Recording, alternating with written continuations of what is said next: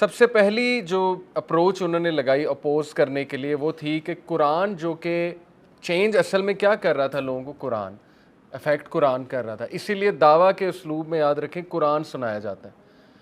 रसूल सल्लल्लाहु अलैहि वसल्लम ने थ्रू आउट लाइफ कुरान से दावत दी है, ठीक है, लेकिन उस सुनाने वाला फिर ज़ाहिर है प्रैक्टिसिंग होना चाहिए, उस फिर ही अल्लाह इफेक्ट डालता है। तो उन्होंने कहा कि सबसे पहले कुरान को बैन करो पब्लिकली, क्योंकि ये लोगों को कुरान सुनाते हैं और उससे लोग मुतासिर होते हैं। इब्ने अब्बास रज़ियल्लाहु अन्हु ने मेंशन किया कि रसूलुल्लाह सल्लल्लाहु अलैहि वसल्लम जो है वो बहुत कुरान अब पढ़ने लग गए पब्लिकली काबा के करीब जाके। तो कुरैश क्या करते थे, खबासत में इस लेवल पे वो निकल गए थे कि वो तालियां मारते थे, शोर करते थे, चीखें मारते थे, शाउटिंग करते थे, ठीक है ना। यहाँ तक भी एफ़र्ट उन्होंने की कि रसूलुल्लाह सल्लल्लाहु अलैहि वसल्लम जब लोगों को घेर के कुरान मजीद सुनाया करते थे तो वो एक साइड पे सिंगिंग गर्ल्स को बुलाया करते थे। मशहूर ज़माना उस दौर की जो सिंगिंग गर्ल्स थी या डांसिंग गर्ल्स वगैरह वगैरह, वो अपने तमाशे लगाया करते थे। तो इसीलिए सूरह लुकमान में ना अल्लाह ने कहा कि जो लोग अल्लाह के रास्ते से हटाते हैं, उसमें जो वर्ड है वो उससे मुराद ली। इब्ने मसूद ने भी 3 बार कहा इससे मुराद सिंगिंग गर्ल्स और म्यूज़िकल इंस्ट्रूमेंट्स हैं। लहवल हदीस के वर्ड, लहवल हदीस, सूरह लुकमान वर्स नंबर 6।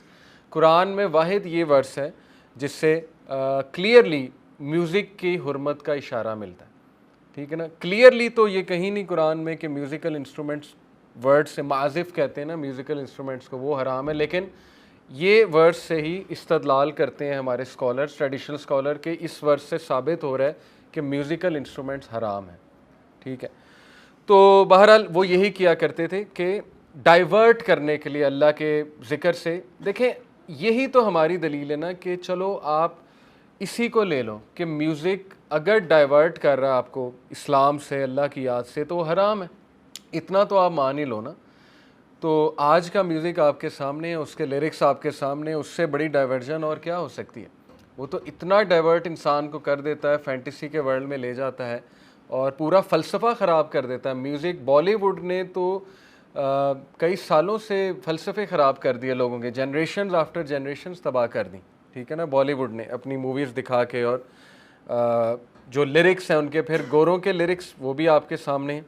तो यही मान लो कि लिरिक्स जो हैं वो डाइवर्ट करते हैं अल्लाह के रास्ते से, सीधी सी बात है। एनीवे, तो प्रॉफिट सल्लल्लाहु अलैहि वसल्लम क्या करते थे, वो भी अपनी आवाज़ को रेज़ करते थे ताकि लोगों को कुरान सुने। अब कुरैश ज़्यादा इसमें ज़ाहिर, वो तो जाहिल थे, वो जब कुरान के आगे आवाज़ रेज़ करते हैं तो फिर अल्लाह ताला ने सूरह इसरा की आयत जो है नाजिल की, do not say it loudly nor in a whisper but say it in a moderate voice, कि आप अपनी वॉइस को मॉडरेट रखें, यानी उनसे मुकाबलाबाजी नहीं है, अल्लाह ताला सुना देगा, जिसको अल्लाह ने हिदायत देनी है वो देगा। लेकिन ये लोग जो कर रहे हैं ये अपने लिए फिर बहुत बड़ा वबाल तैयार कर रहे हैं। इसीलिए देखें कुरान मजीद जब पढ़ा जा रहा हो तो उसको सुनना चाहिए, बहुत गौर से तदब्बर करना चाहिए। कुछ लोग सवाल करते हैं ना कि हमको, औरतें करती हैं अक्सर कि किचन में काम कर रही, पीछे कुरान की तिलावत लगाई है। तो शेख आसिम अल हकीम को मैं सुन रहा था, उन्होंने कहा हाँ ठीक है, लेकिन ये कि कुरान का अदब यही है कि कुरान के अल्फाज पे गौर किया जाए, ठीक है। कोशिश यही होनी चाहिए कि कुरान के अल्फाज पे गौर किया जाए एज ए बैकग्राउंड। ये कोई नहीं कि एक्सरसाइज कर रहे हैं तो कुरान, ये थोड़ा सा मैं समझता हूँ अजीब है। नशीद लगा लें एक्सरसाइज के दौरान, लेकिन कुरान की तिलावत कोशिश करें वो फिर पूरे गौर से ही सुने।